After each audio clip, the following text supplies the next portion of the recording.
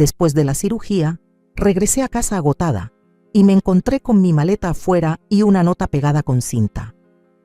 Ahora solo somos nosotros 3. Busca otro lugar donde quedarte. Atentamente, tu nuera. Sin decir una palabra, llamé al banco y bloqueé las tarjetas de crédito. Me alegra que estés aquí. Sigue mi historia hasta el final y comenta desde qué ciudad me estás viendo para saber hasta dónde ha llegado mi voz. Mis manos temblaban mientras leía la nota una vez más, deseando que las palabras se reacomodaran en algo menos cruel.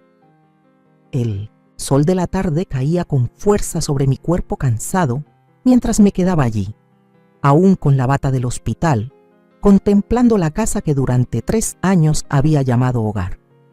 Toqué la puerta. Claro que lo hice. Toqué hasta que los nudillos me dolieron, repitiendo el nombre de Esteban una y otra vez. Mi hijo, mi único hijo, a quien crié sola desde que su padre murió cuando él tenía apenas 12 años.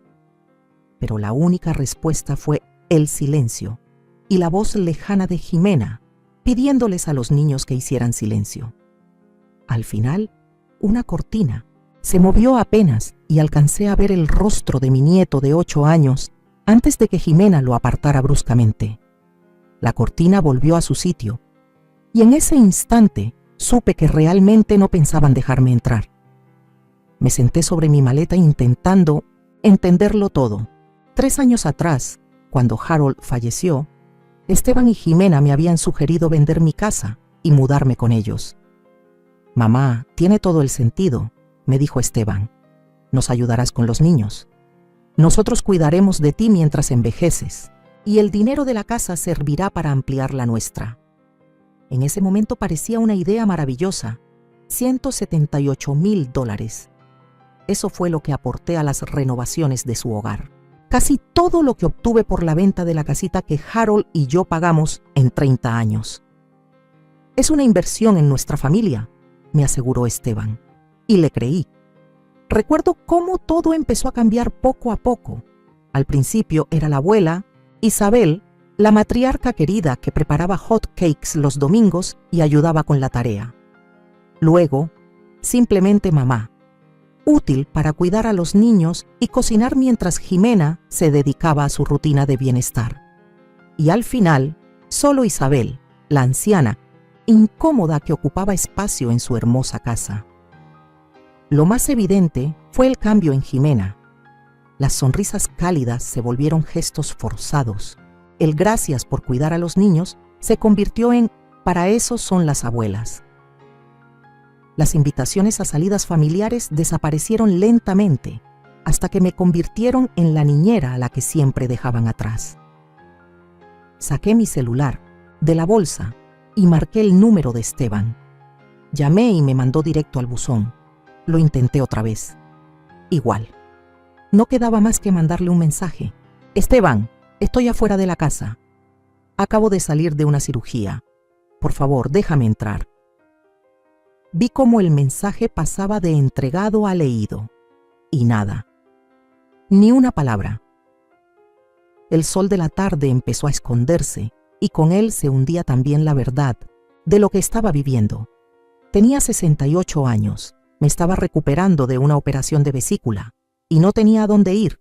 El hospital me dio el alta con instrucciones para seguir la recuperación en casa, sin imaginar que ese hogar ya no existía para mí.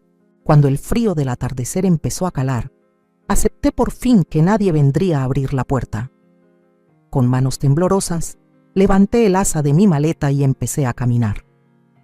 Cada paso era una punzada en el abdomen, donde las heridas de la cirugía aún estaban frescas. Tenía $43 en la cartera, apenas lo justo para un taxi. Pero ¿a dónde?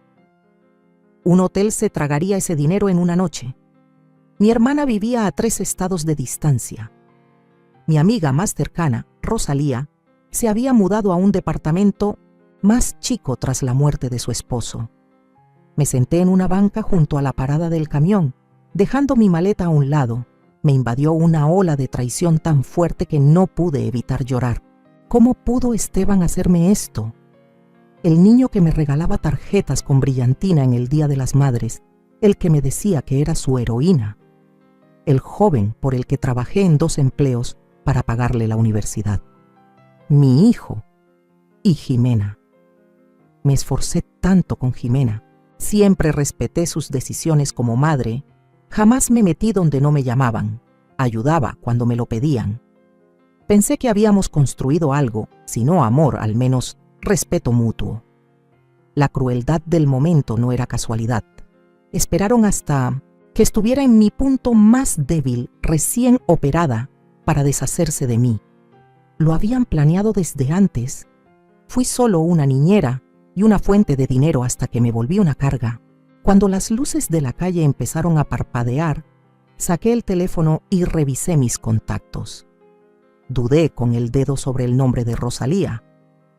Éramos amigas desde hacía más de 40 años, juntas en los matrimonios, los hijos, ahora la viudez. Si alguien iba a entender, era ella. Sonó 3 veces antes de que su voz familiar contestara. «Isabel, ¿estás bien?» Intenté hablar, pero solo salió un sollozo. «Isabel, ¿qué pasa? ¿No tenías cirugía hoy?» «Doy», susurré con voz quebrada. «Necesito ayuda». Me dejaron afuera. Hubo un silencio breve, luego su voz firme y clara. «Dime dónde estás. Voy por ti». Mientras esperaba a que mi amiga viniera a rescatarme, vi pasar a una familia joven. La madre caminaba con su hijo de la mano, riéndose de algo que él decía. Un momento simple de conexión. Y me cayó el 20 de cómo mi propia familia había cortado todo lazo conmigo. Lo prescindible que me había vuelto.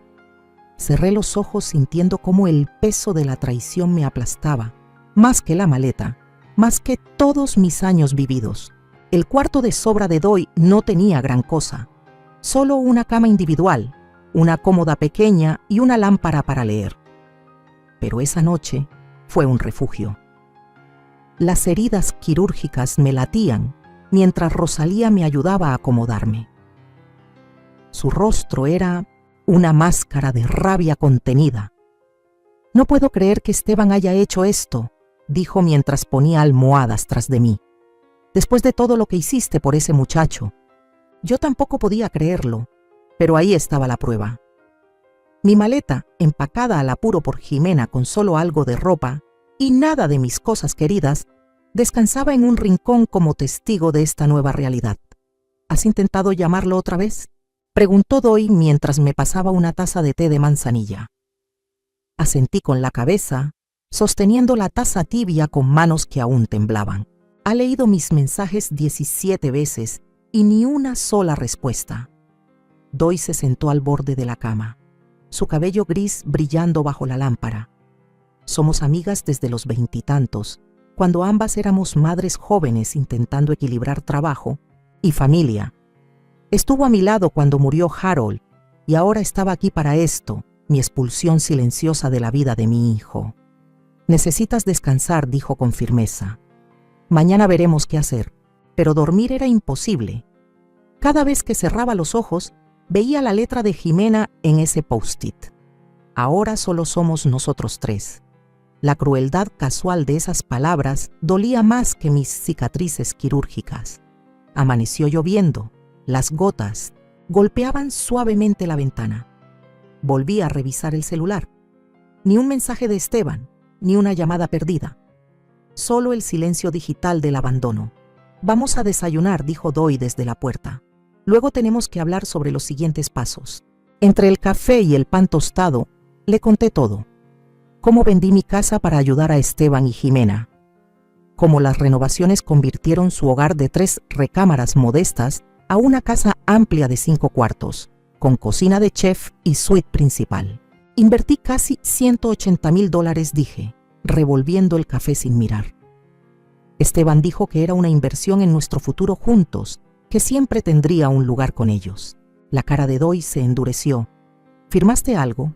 ¿Algún acuerdo legal?» Negué con la cabeza. «Es mi hijo, Doy. Confié en él». Las palabras quedaron flotando en el aire, torpes y llenas de una ingenuidad que ahora dolía. Deberíamos revisar tus cuentas, sugirió Doy con suavidad. Asegurarnos de que no tengan acceso a más cosas. El estómago se me hizo nudo. Ni siquiera lo había considerado. Esteban me ayudó a configurar la banca en línea después de la muerte de Harold. Dijo que era por emergencias y le di a Jimena mi tarjeta de crédito para el súper y cosas de los niños.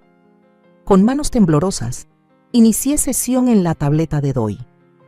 Sentí un alivio inmenso al ver que mis ahorros seguían intactos. Pero al abrir el estado de cuenta de la tarjeta, ese alivio se desvaneció. 3.200 en Nordstrom, 1.700 en un lugar llamado Sephora. Doy leía sobre mi hombro.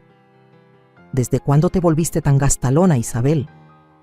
Yo no fui, susurré, bajando por una lista interminable de cargos, ropa de diseñador, maquillaje carísimo, cenas en restaurantes que ni conocía, todo en las últimas 3 semanas, justo mientras yo me preparaba para la cirugía.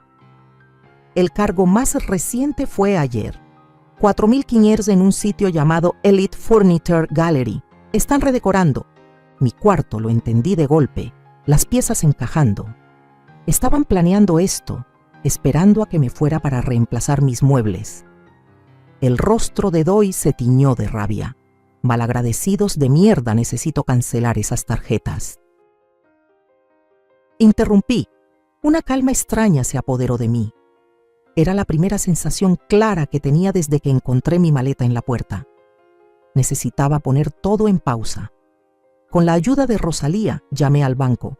Sí, quería reportar un mal uso de mis tarjetas. Sí, quería disputar los cargos recientes. Y sí, quería congelar todas mis tarjetas de crédito de inmediato. Señora, esto evitará que se aprueben nuevos cargos, advirtió el representante del banco. Bien, respondí, con firmeza. Eso es exactamente lo que quiero. Después de colgar, me dejé caer en el sillón, agotada, pero con algo que no esperaba sentir, una chispa diminuta de poder. Quizás me habían tirado como si fuera basura vieja, pero aún podía decidir sobre algunas cosas. ¿Y ahora qué?, preguntó Rosalía apretando mi mano. Necesito recuperar mis cosas, dije. Mis álbumes de fotos, el reloj de Harold, la vajilla, de mi mamá, todavía están en esa casa. Lo resolveremos, prometió Rosalía. Pero primero tienes que sanar.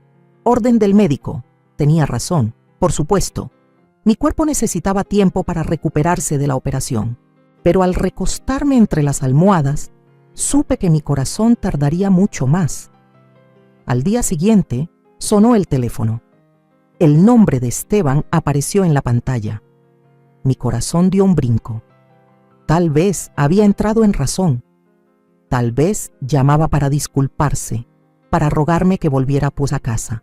Contesté en el segundo timbrazo. Mamá de Esteban. Su voz era tensa, controlada. No era la voz de un hijo arrepentido. Parece que hay un problema con tus tarjetas de crédito. No. ¿Cómo te sientes después de la operación? No. Lamento que te hayamos dejado afuera. Solo preocupación por las tarjetas, sí, dije, sorprendida por la firmeza de mi propia voz. Las congelé. Silencio. Jimena estaba tratando de comprar comida para los niños, dijo, con un tono cada vez más molesto. La tarjeta fue rechazada. ¿También estaba comprando comida en Nordstrom y Elite Furniture Gallery? Pregunté. ¿O eso era otra cosa? Otro silencio, más largo esta vez. Mamá, tú autorizaste a Jimena a usar esas tarjetas para emergencias y necesidades. Lo corregí. No para miles de dólares en quién sabe qué. Lo escuché inhalar fuerte. Mira, no tengo tiempo para esto ahora. Solo descongela las tarjetas. Podemos hablar de límites de gasto después. La indiferencia en su voz encendió algo en mí, una rabia lenta que venía creciendo desde que vi ese post-it. No, Esteban, dije en voz baja. No creo que lo haga. ¿Cómo dices? La sorpresa en su tono casi me hizo sonreír. Dejaste claro que ya no soy parte de tu hogar, continué, cada palabra pesada. Así que Me temo que Jimena tendrá que encontrar otra forma de pagar sus caprichos. Mamá, sé razonable. Fui razonable cuando vendí mi casa para ayudarte a ampliar la tuya. Lo interrumpí. Fui razonable cuando cuidé a tus hijos todos los días mientras tú y Jimena seguían sus carreras. Fui razonable cuando cociné, limpié y me hice útil. ¿Y de qué me sirvió tanta razón, Esteban? Silencio otra vez. Este no es un buen momento para hablar de esto. Nunca lo es contigo, dije, sintiendo cómo la verdad se acomodaba con todo su peso en mi pecho. Adiós, Esteban. Colgué la llamada con la mano temblorosa, pero con una determinación más firme que nunca. En el marco de la puerta, Doy me observaba, con una sonrisita dibujada en el rostro. Vaya, dijo, mira quién por fin sacó el coraje. Logré devolverle una sonrisa débil. Congelar las tarjetas es apenas el comienzo, dije. Necesito averiguar qué más han hecho con mi dinero. Justo en ese momento apareció un mensaje de texto en mi celular. Esteban, esto es infantil. Mamá, llámame cuando estés lista para actuar como una adulta. Le mostré el mensaje a Doy, que soltó un resoplido incrédulo. Qué ironía que él te llame inmadura, murmuró, después de lo que hicieron. Dejé el teléfono a un lado y una extraña calma empezó a instalarse en mí. El shock inicial y el dolor seguían ahí, pero algo nuevo se abría paso. Decisión. Me habían arrebatado mi hogar, mi seguridad y mi lugar en la familia. Pero no les permitiría llevarse nada más, ni un centavo más, ni un gramo más de mi dignidad. Pasó una semana sin noticias de Esteban. Las incisiones de la cirugía sanaban poco a poco, pero la herida de la traición seguía fresca, abierta. Doy había sido mi salvavidas, pero no podía quedarme con ella para siempre. Tenía que recoger mis cosas y decidir qué iba a hacer. Voy contigo, dijo Doy en cuanto mencioné regresar a la casa de Esteban. No tienes que hacerlo. Claro que sí, me interrumpió tomando sus llaves. Además, es menos probable que te cierren la puerta en la cara si hay testigos. El trayecto hacia la casa que durante 3 años llamé hogar se sentía irreal ahora. Al llegar noté que la SUV elegante de Jimena no estaba, pero el sedán de Esteban seguía en la entrada. Perfecto, murmuró Doy. Quizá podamos hablar con él sin que ella esté envenenando el ambiente. Sentía las piernas pesadas mientras caminaba por el sendero. Los jardines, que antes cuidaba con tanto esmero, ya mostraban señales de abandono. Toqué el timbre, el corazón latiéndome como tambor en el pecho. Esteban abrió la puerta y una chispa de sorpresa cruzó su rostro antes de adoptar una expresión cerrada. Se le veía cansado, con ojeras marcadas bajo los ojos. Mamá, miró a Doy y luego de nuevo a mí. No esperaba verte. Obviamente, respondí, encontrando fuerza en la firme presencia de Doy junto a mí. Vine por mis cosas, mis pertenencias personales. Dudó por un segundo, luego se hizo a un lado. Jimena no está. Se llevó a los niños a casa de su mamá. La casa se veía distinta de alguna forma. Habían cambiado los muebles y un gran sofá modular moderno dominaba ahora la sala, probablemente comprado en Elite Furniture Gallery. Mis cosas están en el cuarto de visitas, dije, comenzando a subir las escaleras. En realidad, dijo Esteban carraspeando. Movimos algunas cosas. Jimena usa ese cuarto como su oficina ahora. Un escalofrío me recorrió la espalda. ¿Y mis pertenencias? La mayoría están en cajas en el garaje, respondió sin mirarme a los ojos. Jimena pensó que así te sería más fácil recogerlas. Rosalía hizo un sonido de asco. Qué atenta, ¿no?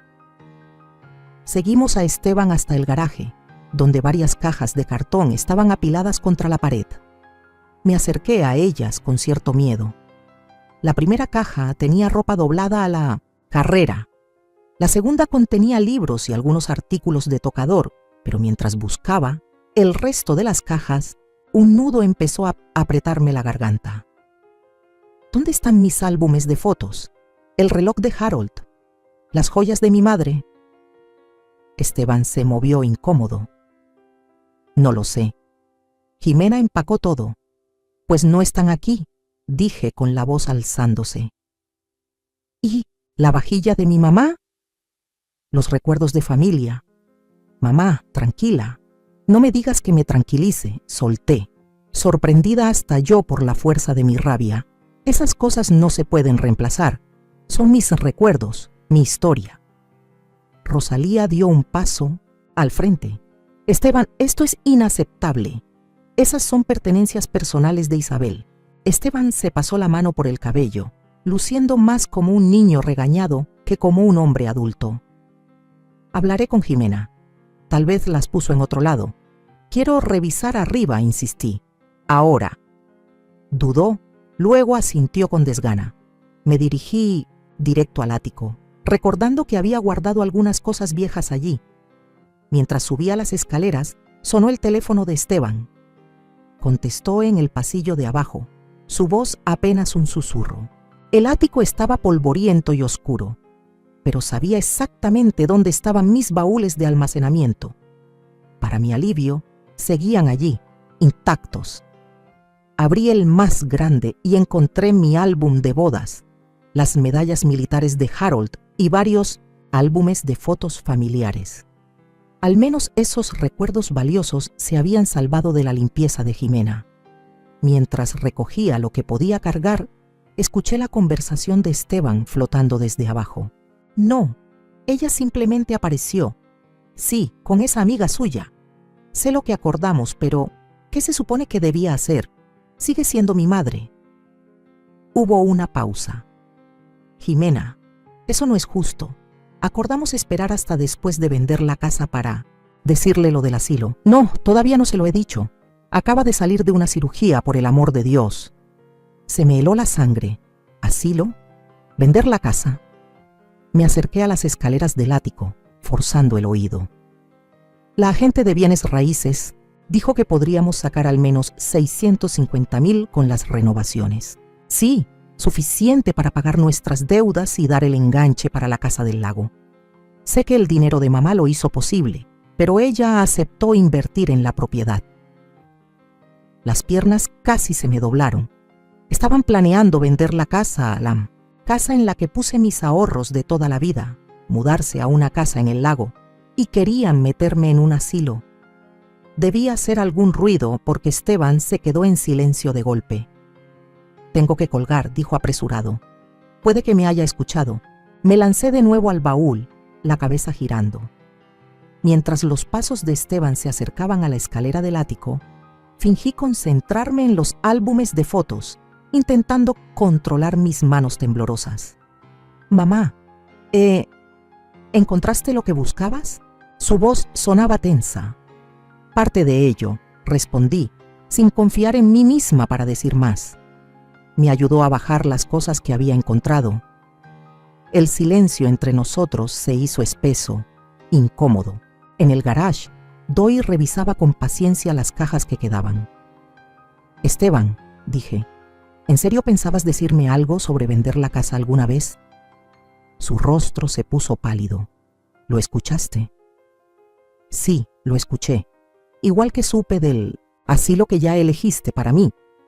Mi voz sonó sorprendentemente firme, aunque por dentro estaba hecha un torbellino.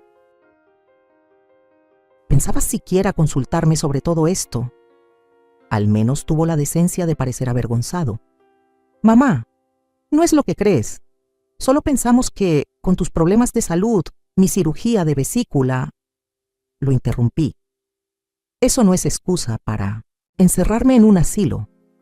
Tengo 68 años, no 98. ¿Es que Jimena pensó? Jimena pensó, repetí con amargura. Y tú simplemente la seguiste, ¿verdad?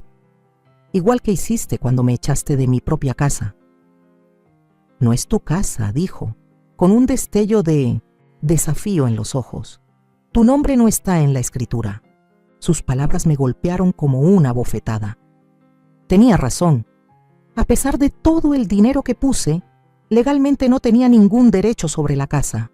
Confié en mi hijo, y esa confianza fue mi ruina. Doy intervino con la voz helada. Nos llevamos estas cajas ahora. Y Esteban, Te sugiero que encuentres las cosas de valor de tu madre antes de que tengamos que llamar a las autoridades. Mientras cargábamos las cajas en el auto de Doy, vi por la puerta abierta del garage unos papeles sobre el escritorio de Esteban. Un folleto del asilo Residencia Los Encinos y lo que parecían anuncios de bienes raíces. Lo habían planeado, todo desde hacía meses. Mi desalojo, el asilo, la casa del lago, todo cuidadosamente calculado, todo a mis espaldas. La traición me atravesó tan hondo que apenas podía respirar mientras nos alejábamos, pero bajo ese dolor, algo empezó a encenderse. Una determinación feroz que me sorprendió por su fuerza. Me habían quitado todo, pero no dejaría que decidieran mi destino, no más. Puedes quedarte conmigo el tiempo que necesites. Doy insistió mientras descargábamos las cajas de su coche. Lo digo en serio, Isabel.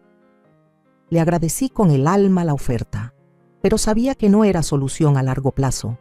Su departamento de una recámara apenas era suficiente para ella, mucho menos para 2 personas. Además, yo necesitaba volver a caminar por mí misma. Te lo agradezco más de lo que imaginas, le dije. Pero necesito resolver esto por mi cuenta. A la mañana siguiente, pedí una cita en el banco.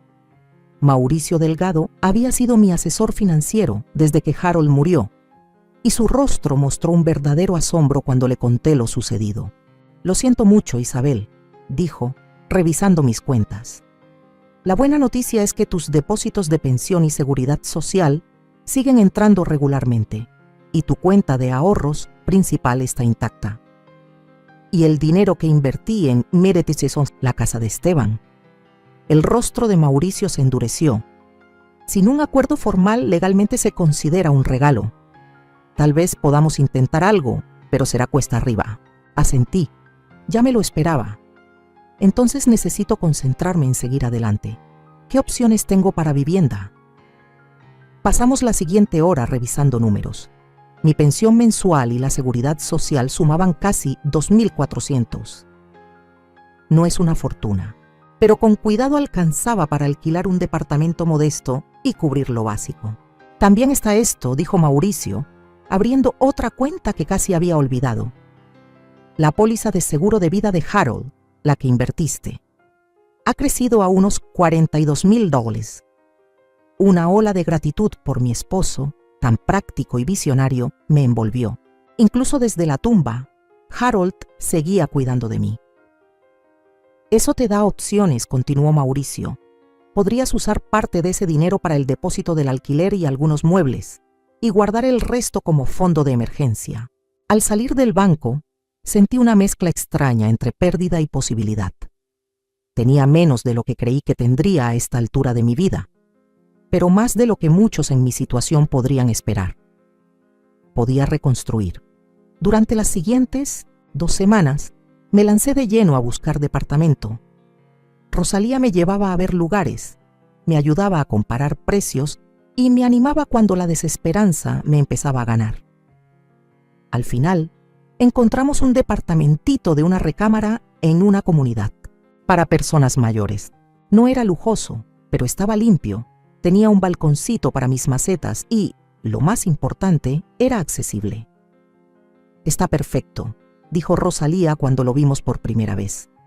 Y mira, tienen un jardín comunitario y juegos de cartas cada semana en el salón común. Firmé el contrato ese mismo día. Sentí una extraña sensación de logro, la primera desde que encontré mi maleta en la puerta. Por fin sentía que estaba tomando las riendas de mi vida, en vez de solo reaccionar ante la desgracia. Mudarse fue otro reto. Con el dinero contado, no podía reemplazar todos los muebles que dejé en casa de Esteban. Pero el grupo de la iglesia de Doy se lució con donaciones, un sofá usado pero en buen estado, una mesa pequeña para el comedor y un sillón reclinable cómodo. Yo misma me compré un colchón nuevo con su juego de sábanas. Ese era el único lujo en el que no podía ceder. Poco a poco, el departamento empezó a sentirse mío. Mi teléfono seguía en silencio. Ninguna llamada de Esteban, ni un solo mensaje preguntando cómo estaba, solo silencio. Me repetía que así era mejor, un corte limpio. Pero por las noches, cuando todo estaba callado y el lugar aún se sentía ajeno, me sorprendía pensando en mis nietos si preguntaban por mí. ¿Qué les habría dicho Esteban sobre mi desaparición repentina? 3 semanas después de mudarme, estaba acomodando mis álbumes de fotos rescatados en una repisa cuando sonó el teléfono. El nombre de Esteban apareció en la pantalla. El corazón me dio un brinco. Una chispa traicionera de esperanza se encendió a pesar de todo. «Hola», contesté intentando mantener la voz neutra. «Mamá». Su tono era puro trámite, sin una pizca de cariño. «Tenemos que hablar sobre tus tarjetas de crédito. Ni un cómo estás, ni un lo siento, directo al tema del dinero. ¿Qué pasa con ellas?», pregunté, y esa chispa de esperanza se apagó tan rápido como había aprendido. «Siguen congeladas. Jimena necesita comprar cosas para los niños». «No», interrumpí, sorprendida de mi propia firmeza. «Esas tarjetas se quedan congeladas, Esteban. Ahora vivo con un ingreso fijo y no puedo financiar los caprichos de Jimena». Hubo una pausa. «Mamá, sé razonable. Somos familia». La palabra familia me golpeó como una bofetada. «Familia», repetí. «¿Así le llamas a echar a tu madre después de una cirugía? ¿A planear vender la casa que ella ayudó a pagar para mandarla a un asilo? No entiendes». «No, el que no entiende eres tú». Lo interrumpí. «Confié en ti con todo lo que tenía, Esteban. Mi casa, mi dinero, mi corazón, y traicionaste esa confianza por completo. No te daré ni un centavo más». Su voz se volvió fría. «Entonces no hay nada más que hablar». «Supongo que no», estuve de acuerdo, mientras una calma extraña se apoderaba de mí. «Adiós, Esteban». Al colgar, me quedé sentada en mi nuevo sillón reclinable, mirando mi pequeño pero digno hogar. No era la jubilación que había imaginado, pero era mía. La llamada fue dolorosa, pero también reveladora. Esteban no había llamado para arreglar nada. Llamó por dinero y nada más. Ese fin de semana encontré un volante en la sala común anunciando un grupo de apoyo para personas mayores. Las transiciones de la vida, encontrar un nuevo rumbo, algo en eso me llamó la atención, y el martes siguiente me vi entrando en un salón iluminado por el sol en el centro comunitario del barrio, donde 6 personas mayores estaban sentadas en círculo. Nancy, la coordinadora del grupo, me recibió con calidez. «¿Te gustaría presentarte y contarnos un poco por qué decidiste venir?». Dudé un momento, pero luego empecé a hablar. «Me llamo Isabel. Hace un mes, mi hijo y su esposa me cerraron la puerta de su casa después de que salí de una cirugía. Había vendido mi casa para ayudarlos y ellos...». Mi voz se quebró, pero seguí hablando. Decidieron que ya no les servía de nada. Las miradas comprensivas que me rodeaban me dieron fuerza para continuar. Les conté todo: la traición, los planes para meterme en un asilo, las tarjetas bloqueadas, mi nuevo departamento. Mientras hablaba, me di cuenta de que era la primera vez que contaba toda la historia de principio a fin, y algo dentro de mí cambió. La vergüenza que había estado cargando. Esa idea de que yo debía haber hecho algo para merecer ese trato empezó a desvanecerse. «Gracias por compartir eso, Isabel», dijo Nancy cuando terminé. «Desafortunadamente, el abuso financiero hacia personas mayores muchas veces viene de parte de la familia. Lo que estás viviendo es más común de lo que la gente cree». Una mujer de cabello plateado, llamada Ofelia, se acercó y me apretó la mano. «Mi hija hizo algo parecido», me confesó. «Me tomó años reconstruirme, pero lo logré. Y tú también lo harás». Mientras la reunión continuaba, otras personas compartieron sus historias. Algunas parecidas a la mía, otras distintas, pero igual de duras. Para cuando hicimos una pausa para tomar café y galletas, sentí algo que no esperaba: un sentido de comunidad. Esta gente entendía lo que yo estaba viviendo, sin juzgarme ni compadecerme. Cuando salí de la reunión, Tenía 3 números de teléfono y una invitación para almorzar la semana siguiente con Ofelia y otra señora llamada Margaret. De vuelta en mi departamento, me paré en el pequeño balcón, mirando cómo el atardecer pintaba el cielo con tonos intensos de naranja y rosa. Por primera vez, me permití imaginar un futuro distinto al que había planeado. No uno peor, solo distinto. Un futuro donde yo tomara mis propias decisiones, formara nuevas amistades y aprendiera a confiar de nuevo, con cautela y a mi ritmo. No sería fácil. El dolor por la traición de Esteban seguía siendo profundo. Pero parada ahí, en la luz que se desvanecía, sentí algo nuevo despertando en mí. No solo la necesidad de sobrevivir, sino la posibilidad de florecer. Pasaron 6 meses.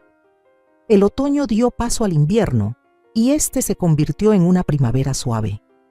Mi pequeño departamento se había transformado en un verdadero hogar, decorado con fotos queridas y algunos objetos nuevos elegidos con cuidado. El grupo de apoyo se había vuelto esencial para mí, y Ofelia y Margaret ahora eran amigas entrañables. Nos reuníamos cada semana para tomar café, jugar cartas o pasear por el parque cuando el clima lo permitía. Mi vida había adquirido un ritmo sereno hasta el día que recibí una carta inesperada de una agencia inmobiliaria. Felicitaciones por la venta de su propiedad, comenzaba, con una dirección que reconocí de inmediato. La casa de Esteban. Mis manos temblaban mientras seguía leyendo. La carta iba dirigida a mí como copropietaria de la propiedad, informándome que la casa se había vendido por $685,000. Me quedé mirando el papel sin poder creerlo. Lo habían hecho. Realmente habían vendido la casa, esa en la que yo había invertido todos mis ahorros, y de alguna forma habían usado mi nombre en el proceso. Llamé a Rosalía de inmediato. Vendieron la casa, le dije, con la voz temblando. Y de alguna manera me pusieron como parte de la venta. Eso es imposible, dijo Rosalía. Tu nombre no aparece en la escritura. ¿Cómo pudieron hacer eso? Se detuvo. A menos que hayan falsificado algo. Isabel, necesitas hablar con un abogado. Al día siguiente, me senté frente a Patricia Winters, una abogada especializada en derecho de personas mayores, recomendada por Ofelia. Revisó la carta con el ceño cada vez más fruncido. Esto es preocupante, dijo. No podían vender legalmente la casa usando tu nombre como copropietaria, a menos que haya documentos con tu firma. ¿Firmaste algo relacionado con la casa? Me puse a pensar. Esteban me hizo firmar unos papeles cuando recién me mudé. Dijo que era por cuestiones fiscales, por el dinero que yo aportaba. Patricia asintió con seriedad. Quiero investigar esto más a fondo. Mientras tanto, sugiero que organicemos una reunión con Esteban y Jimena. Si cometieron fraude, tienen que saber que habrá consecuencias. La idea de enfrentarlos me provocaba ansiedad, pero también una extraña sensación de anticipación. Durante meses había estado reconstruyendo mi vida, reencontrando mi fuerza. Tal vez ya era hora de mostrarles en quién me había convertido. Patricia me ayudó a redactar una carta formal solicitando una reunión. La enviamos por correo certificado para que no pudieran decir que nunca la recibieron. 3 días después, Esteban llamó. ¿Qué significa esto, mamá?, exigió con la voz tensa. ¿Por qué estás metiendo a un abogado? Creo que tú sabes perfectamente de qué se trata, respondí con calma. La venta de la casa, una pausa, ese es asunto nuestro, no tuyo. No según la carta que recibí felicitándome por la venta, rebatí. De alguna manera, mi nombre apareció en una transacción de la que no sabía nada. Suspiró profundamente. Está bien, podemos reunirnos, pero sin el abogado. Esto es un asunto familiar. El momento de tratar las cosas como familia se acabó. Cuando pusiste mi maleta en la puerta, Esteban, dije, sorprendiéndome de lo firme que sonaba. Patricia estará presente y te sugiero que traigas tu propio abogado. Acordamos vernos en un lugar neutral, un salón privado en un restaurante local. Los días previos a la reunión los pasé oscilando entre la ansiedad y una determinación feroz. La noche anterior, Ofelia me llamó para saber cómo estaba. Recuerda, dijo, no estás peleando solo por tu dinero, estás peleando por tu dignidad. No dejes que te vean titubear. La mañana de la reunión me vestí con cuidado, con un vestido azul que Doy decía que hacía resaltar mis ojos. Me maquillé ligeramente y me peiné con esmero. Al mirarme al espejo, apenas reconocía a la mujer segura que me devolvía la mirada. 6 meses atrás, estaba rota, traicionada y sin hogar. Hoy me mantenía erguida, lista para enfrentar a quienes intentaron destruirme. Patricia pasó por mí y, mientras manejaba, repasábamos nuestra estrategia. Deja que hablen primero, aconsejó. La gente suele decir más de lo que quiere cuando se pone a la defensiva. Esteban y Jimena ya estaban sentados cuando llegamos, junto con un hombre delgado que Patricia identificó como James Porter, un abogado local conocido por manejar temas de bienes raíces. Jimena se veía tensa, su apariencia pulida algo descompuesta. Esteban evitaba mirarme. «Gracias por venir», comenzó Patricia, colocando una carpeta sobre la mesa. «Estamos aquí para hablar sobre la reciente venta de la propiedad en calle Jacarandas, 1472 y en específico sobre el interés financiero que tiene mi clienta en dicha propiedad». James Porter carraspeó. «Mis clientes sostienen que la señora Brennan no tenía ninguna propiedad legal sobre la casa. Su aportación fue un regalo, como está documentado aquí». Empujó un papel hacia nosotros. Patricia lo revisó brevemente. «Este documento solo reconoce una contribución financiera. No la clasifica como un regalo desde el punto de vista legal. Además, tenemos pruebas de que el nombre de la señora Brennan se utilizó en el proceso de venta sin su conocimiento ni consentimiento». Esteban se removió incómodo. Jimena estaba pálida. «Tal vez», continuó Patricia, «podrían explicar por qué la señora Brennan recibió esta carta». Colocó la carta de la agencia inmobiliaria sobre la mesa. «Eso fue un error administrativo», dijo James apresuradamente. «La agencia fue informada de que la señora Brennan había contribuido a las renovaciones de la casa y la incluyó erróneamente como parte en la venta». «Un error curioso», señaló Patricia, «sobre todo considerando que la firma de mi clienta aparece en los documentos preliminares de la venta». Sacó otro papel. «Esta firma que la señora Brennan confirma no haber proporcionado». La sala quedó en silencio. Las manos de Jimena temblaban ligeramente. Esteban parecía a punto de vomitar. «Es una acusación grave», dijo James, perdiendo su compostura profesional. «¿Está insinuando que mis clientes cometieron falsificación?» «No estoy insinuando nada», respondió Patricia. «Estoy exponiendo hechos. Ahora podemos llevar este asunto a los tribunales con toda la exposición pública que eso implicaría. O podemos llegar hoy a un acuerdo razonable». Esteban finalmente habló, con la voz tensa. «¿Qué quieres, mamá?» Por primera vez desde que entré a esa sala, miré directamente a mi hijo. El niño que crié, el hombre que me traicionó tan profundamente. Algo dentro de mí se ablandó, no por debilidad, sino por comprensión. No era un monstruo, solo era débil, demasiado influenciable por el materialismo de Jimena y demasiado dispuesto a sacrificar a su madre por comodidad. «Quiero lo que es justo», dije simplemente. «Aporté 178,000 $, para esa casa. Quiero que me los devuelvan con intereses». Jimena soltó un ruido ahogado. «Es ridículo. Ese dinero fue un regalo». «¿De verdad?», le pregunté girándome hacia ella. «También fue un regalo cuando usaste mis tarjetas de crédito sin permiso. Fue un regalo cuando empacaste mis cosas en cajas y las dejaste en el garage. Fue un regalo cuando planeaste internarme en un asilo sin decirme nada». El rostro de Jimena se enrojeció. «No entiendes». «Entiendo perfectamente», la interrumpí con voz firme. «Entiendo que me veías como una fuente cómoda de dinero y cuidado infantil. Y cuando dejé de ser conveniente, cuando necesité cuidados tras una cirugía, Me desechaste sin pensarlo 2 veces. Esteban bajó la mirada hacia sus manos.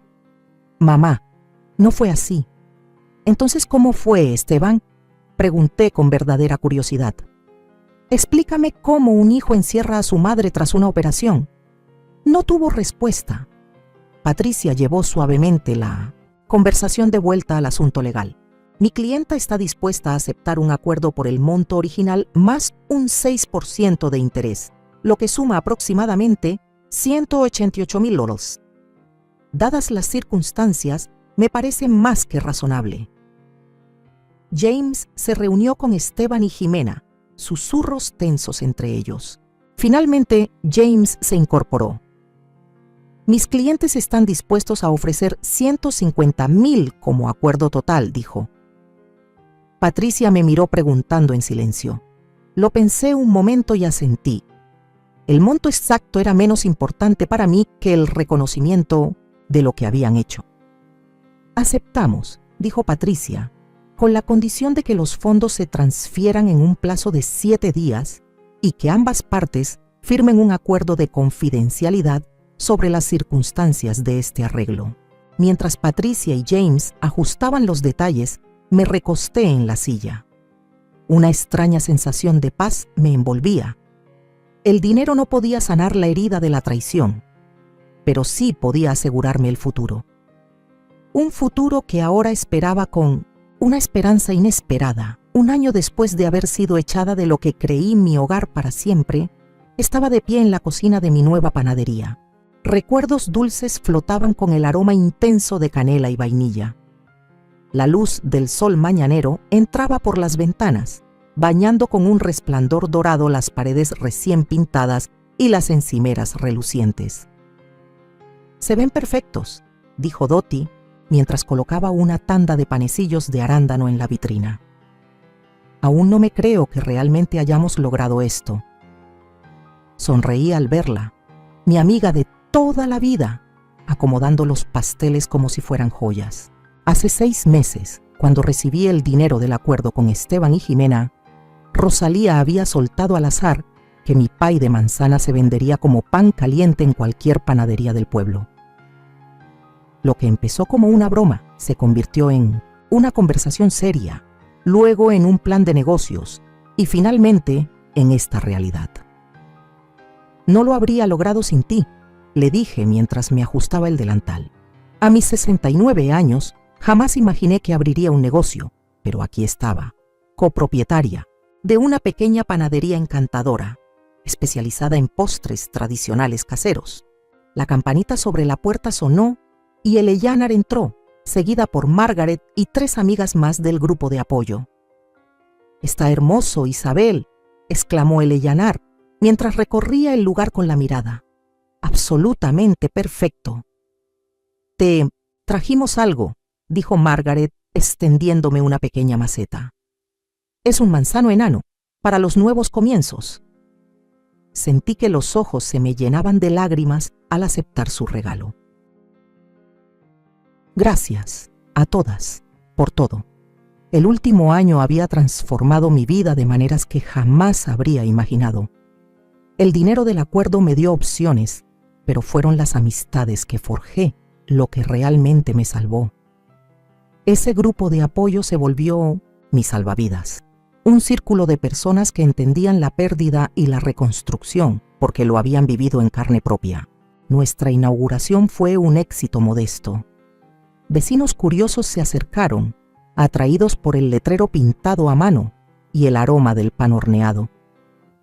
Para el mediodía ya habíamos vendido la mitad de nuestro inventario y al cerrar, las vitrinas estaban casi vacías.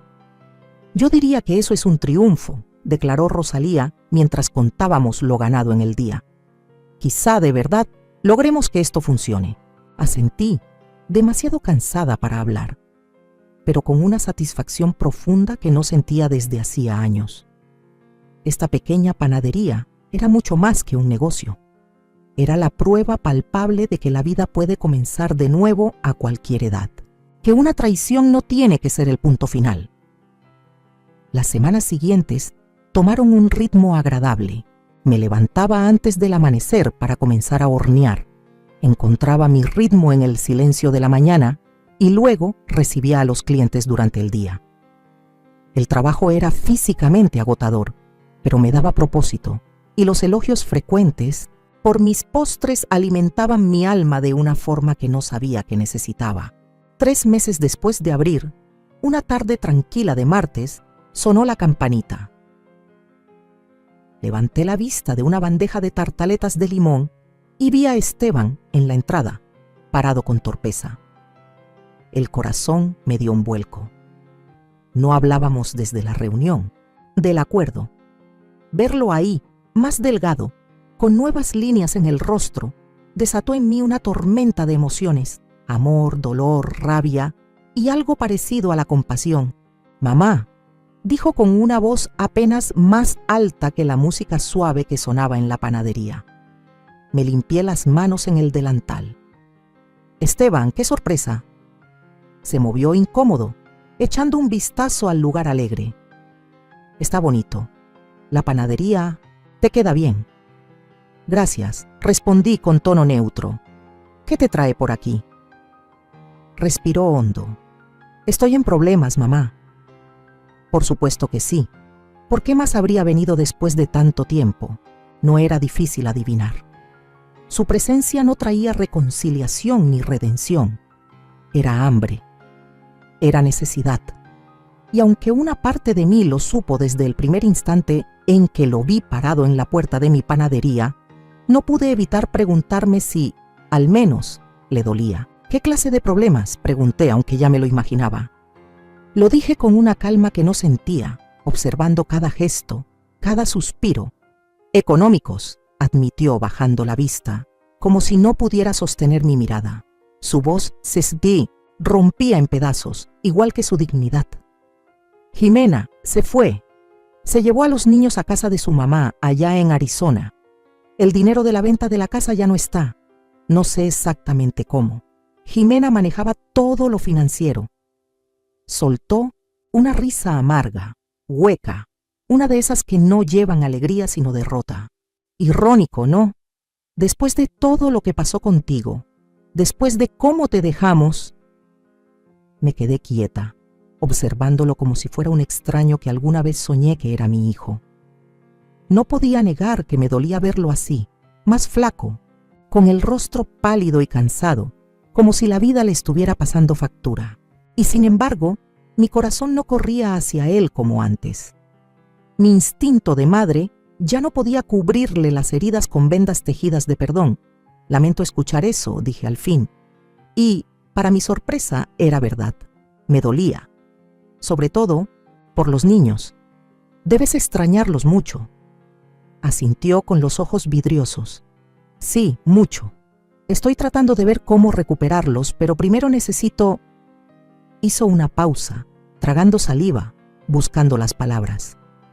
«Necesito volver, a levantarme». Finalmente me miró a los ojos. Sus pupilas buscaban la ternura que alguna vez fue incondicional en mí.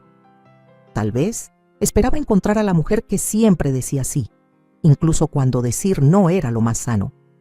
«Sé que no tengo derecho a pedirte nada, no después de lo que hicimos, pero no sé a quién más acudir». Hubo un tiempo en el que esas palabras habrían sido suficientes para desarmarme.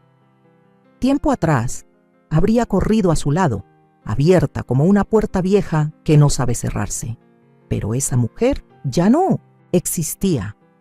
Aquella Isabel, la que vendió su casa por un sueño de familia, la que cocinaba y callaba, la que aguantaba y aguantaba, se había ido. «¿Qué es exactamente lo que estás pidiendo, Esteban?», pregunté, con una firmeza que no era dureza sino límite. Dudó. Se removió, bajó la mirada otra vez. «Un préstamo», dijo al fin. «Solo hasta que pueda vender la casa del lago y encontrar algo más económico. Nada grande. Solo lo necesario para salir del hoyo y empezar de nuevo». Ah, la casa del lago, la misma que habían soñado comprar con las ganancias de la casa que yo ayudé a remodelar, donde cada centímetro de pintura y cada baldosa llevaba una parte de mis ahorros, de mi pasado, de mi confianza ciega. Sentí cómo la ironía me arañaba el pecho, pero respiré hondo. No puedo hacer eso, respondí con suavidad, pero con una fuerza interna que me sorprendió incluso a mí. Ya no temblaba, ya no dudaba. Su rostro se desplomó, como si mi negativa le partiera el alma. Mamá, por favor, entiendo por qué estás enojada. No se trata de enojo, Esteban, lo interrumpí. Se trata de respeto, se trata de límites, de amor propio, de no repetir lo que ya me hizo daño una vez. Guardó silencio, y yo también, porque sabía que las palabras más duras no son las que se gritan, sino las que se sostienen con calma. Se trata de aprender de lo vivido. Respiré hondo. Pero sí puedo ofrecerte otra cosa. ¿Qué cosa? ¿Un trabajo? Dije. Necesitamos ayuda con las entregas y con levantar cosas pesadas aquí. No paga mucho, pero es trabajo honesto. Esteban me miró sin saber qué decir. Claramente esperaba un rechazo directo o un cheque en blanco. ¿Tú? ¿Tú me contratarías después de todo? Sí, respondí sin más. No porque lo merezcas, sino porque decido ofrecerlo. Se quedó en silencio un largo rato, pensando. ¿Cuándo empiezo? Mañana a las 5. Empezamos a hornear temprano. Asintió despacio. Está bien, gracias. Cuando se fue, Rosalía salió del cuarto trasero donde nos había dejado espacio con discreción. ¿Estás segura de esto? Preguntó con preocupación reflejada en el rostro. No, admití, pero se siente correcto. No por él, por mí. La verdad era que ofrecerle trabajo a Esteban en lugar de una limosna era tanto por mi sanación como por la suya. Estaba marcando un límite, manteniendo mi dignidad y aún así dejando entreabierta una puerta para una posible reconciliación. 2 meses después, Esteban seguía llegando cada mañana a las 5, entregando pedidos, lavando platos y poco a poco aprendiendo lo básico de la panadería. Nuestra relación era cautelosa, construida sobre conversaciones neutras. No hablábamos de Jimena ni del pasado, solo de las tareas diarias. No era exactamente perdón, pero era algo, un puente frágil que íbamos construyendo tabla por tabla.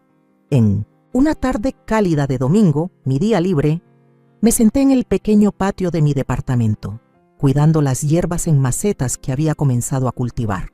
El manzano enano que me regalaron mis amigas había dado su primer fruto diminuto. Solo una pequeña manzana, pero una victoria al fin. Mi celular sonó y sonreí al ver el nombre de Elaner en la pantalla. ¿Cómo estuvo tu cita?, pregunté en tono burlón. Elaner había empezado a salir con Richard, un viudo que conoció en el huerto comunitario. Maravillosa, suspiró feliz. Me llevó a ese nuevo restaurante italiano junto al lago, pero te llamo por ti. Seguimos con la cena de esta noche. Richard traerá a su amigo William. Me reí. ¿Aún intentas emparejarme con William? Es un hombre encantador, Isabel. Profesor de inglés jubilado, viudo desde hace 5 años. Le encanta hornear y cuidar el jardín, y tiene los ojos más amables que he visto. Allí estaré, prometí, sorprendida por lo mucho que, en realidad, lo estaba esperando.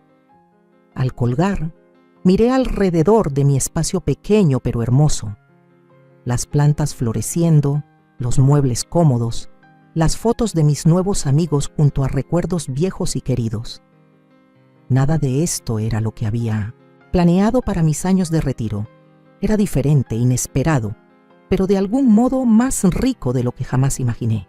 La traición que una vez estuvo a punto de destruirme terminó por obligarme a descubrir una fuerza que jamás imaginé tener. Me arrancó las falsas apariencias y, en su lugar, me regaló vínculos reales. Me quitó una seguridad ilusoria y me entregó una independencia verdadera. Arranqué la única manzana de mi pequeño árbol. Su piel era suave y fresca contra mi palma. No era perfecta, un poco chueca y más chica que las del supermercado, pero era auténtica, nacida del esfuerzo y dulce con promesas, justo como mi nueva vida. A veces, la traición llega envuelta en las voces que más amamos, con rostros que hemos besado en la frente y manos que alguna vez sostuvimos con orgullo. No llega como un extraño en la noche, sino como ese hijo al que criaste sola, esa nuera a la que abriste tu casa, esa familia que creíste inquebrantable. Y cuando pasa, cuando te rompen el corazón justo donde creías estar más segura, lo primero que sientes es vergüenza, como si algo hubieras hecho mal tú.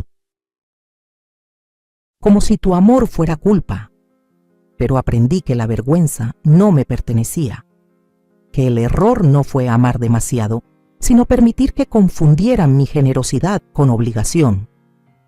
Me costó una cirugía, una maleta en la puerta y las cicatrices de una expulsión silenciosa para entender que el amor no justifica el abuso y que, incluso cuando te han quitado todo, tu hogar, tu familia, tu historia, aún puedes levantarte, aún puedes volver a construirte, y no como eras antes, sino más fuerte, más consciente, más libre.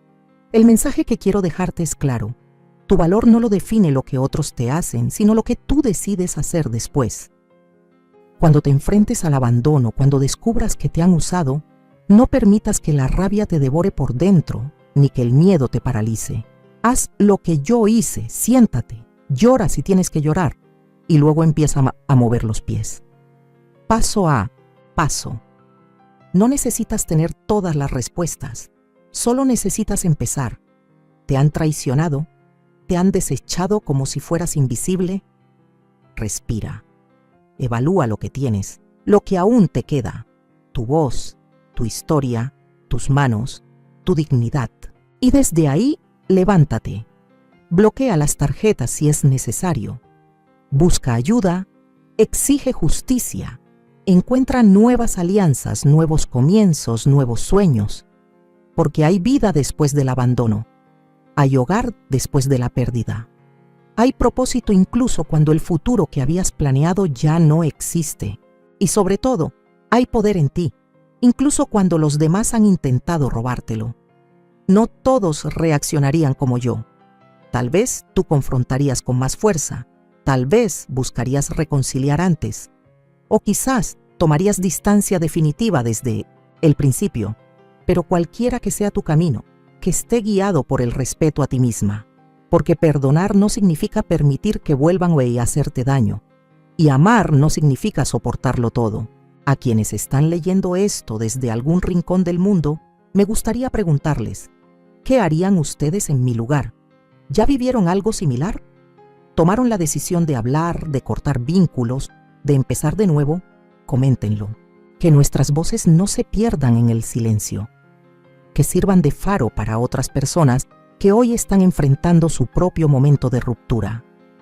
Yo sobreviví a la traición más dolorosa de mi vida y de entre las cenizas de ese amor fallido, construí una panadería, una comunidad, una nueva versión de mí. No soy una víctima. Soy una mujer de 69 años que encontró el coraje de empezar desde cero, y si yo pude hacerlo, tú también puedes. Gracias por estar aquí, por escucharme. Este no es el final, es apenas otro inicio. Mientras tanto, en la pantalla final te dejo 2 historias más que son de las favoritas del canal y seguro te van a sorprender. Gracias por ver hasta el final.